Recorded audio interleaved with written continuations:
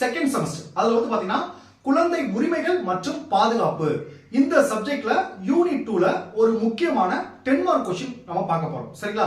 இந்த 10 mark question வந்து நான் இம்பார்ட்டன்ட் கொஸ்டின் உங்களுக்கு அனுப்பிச்சிருப்பேன். அதுல இந்த 10 மார்க் கொஸ்டின் இருக்கும்.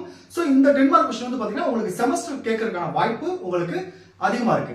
அது என்ன கொஸ்டின் அதை பார்க்கிறதுக்கு முன்னாடி நம்முடைய கிளாஸ்ல புதுசா ஜாயின் பண்றதுக்கு, அதாவது செகண்ட் செமஸ்டர் ஜாயின் பண்றதுக்கு நிறைய பேர் கால் பண்றீங்க.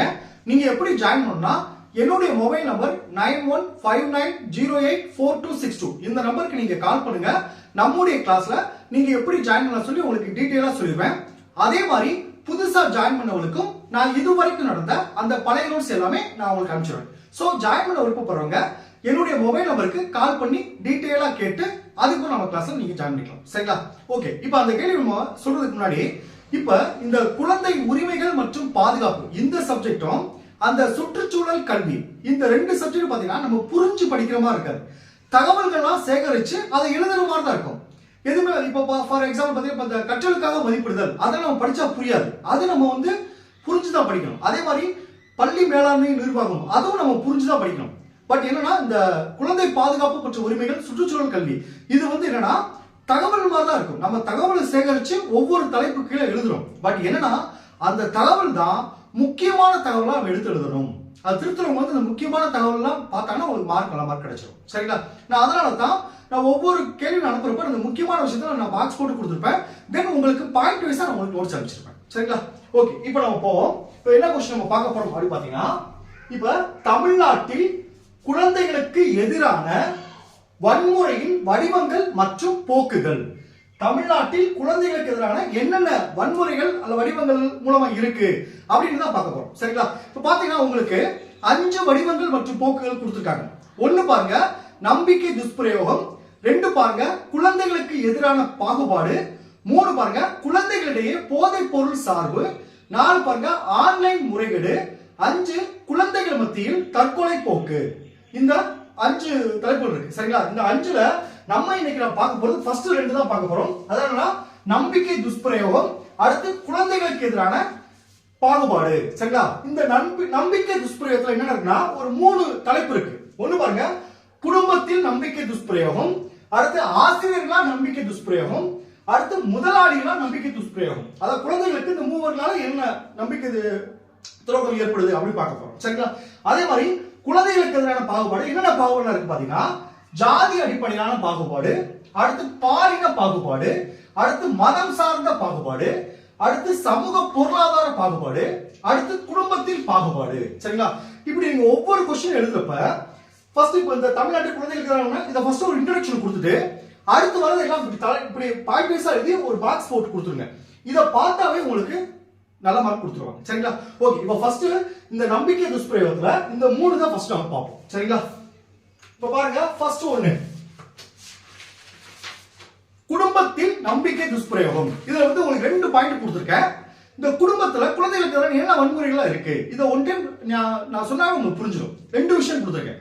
1 பாருங்க குழந்தைகள் தங்கள் சொந்த குடும்ப உறுப்பினர்களால் வன்முறைக்கு ஆளாகிறார்கள்.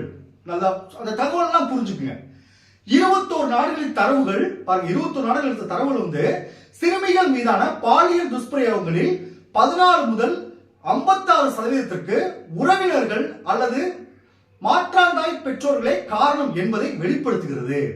பெற்றோரின் உடல் ரீதியான தண்டனையும் மிகவும் பொதுவானது. இது முதல் பாயிண்ட். 2வது பாயிண்ட் பாருங்க வீட்டில் குழந்தைகளுக்கு எதிரான வன்முறை பரவலாக ஏற்றுக்கொள்ளப்படுவது மற்ற அமைப்புகளில் வன்முறைக்கு பங்களிக்கிறது. சில பெற்றோர்கள் தங்கள் குழந்தைகளை பள்ளிக்கு அழைத்து வந்து ஆசிரியர்களை அவர்கள் முன்னிலையில் பெரும்பாலும் அடிக்க சொல்வார்கள். இதெல்லாம் வந்து குடும்பத்தால துஷ்பிரயோகங்கள் சொல்றாங்க. அடுத்து பாருங்க ஆசிரியர்களால் நம்பிக்கை துஷ்பிரயோகம். இதுல பாத்தீங்கன்னா உங்களுக்கு 2 பாயிண்ட் கொடுத்திருக்கேன். முதல் பாயிண்ட் பாருங்க பல குழந்தைகள் பள்ளியில் பயம் மற்றும் பாதுகாப்பின்மை, சக நண்பர்களால் கொடுமைப்படுத்தப்படுதல், பாலியல் வன்முறை அல்லது அவர்களின் ஆசிரியரால் திணிக்கப்பட்ட ஒழுக்கம் ஆகியவற்றை அனுபவித்தனர்.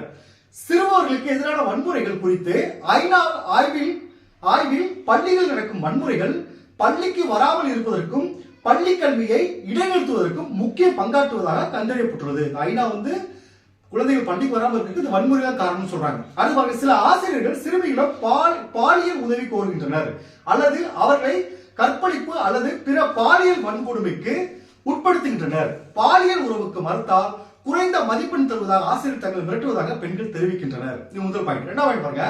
3/2 சிறுமிகள் இந்த சம்பவங்களை தெரிவிப்பதில்லை.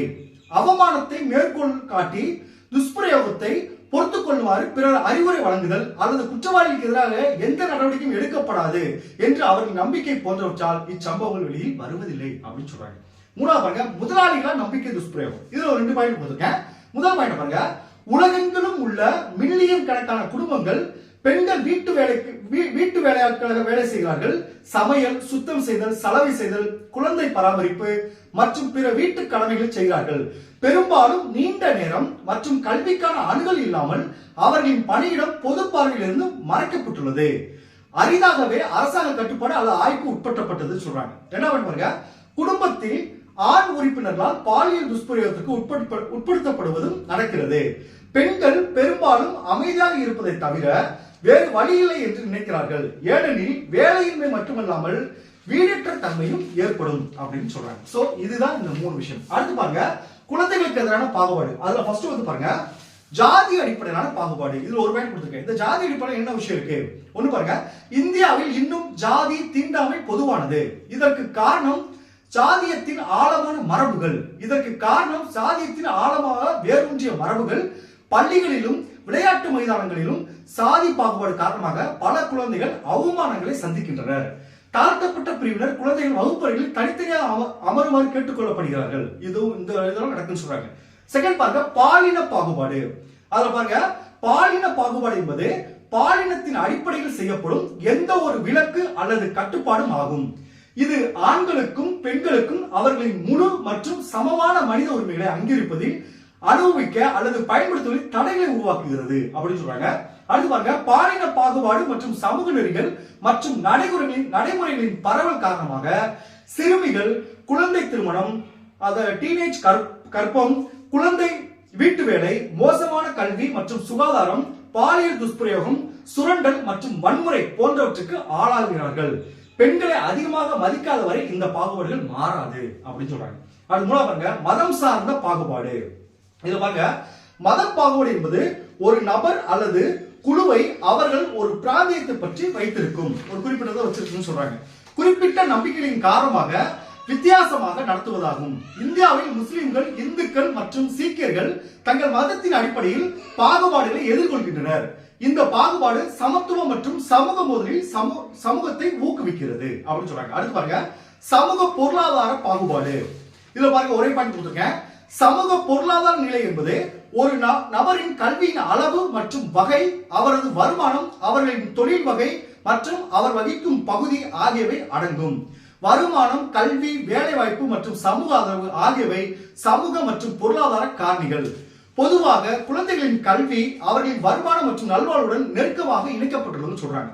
குறைந்த சமூக பொருளாதார நிலை மாணவர்கள் தங்கள் தேர்வுகளில் உயர் சமூக பொருளாதார நிலையை மாணவர்களாக காட்டிலும் 10% குறைவாக மதிப்பெண் பெறுகிறார்கள் என்று ஆராய்ச்சி கூறுகிறது சொல்றாங்க.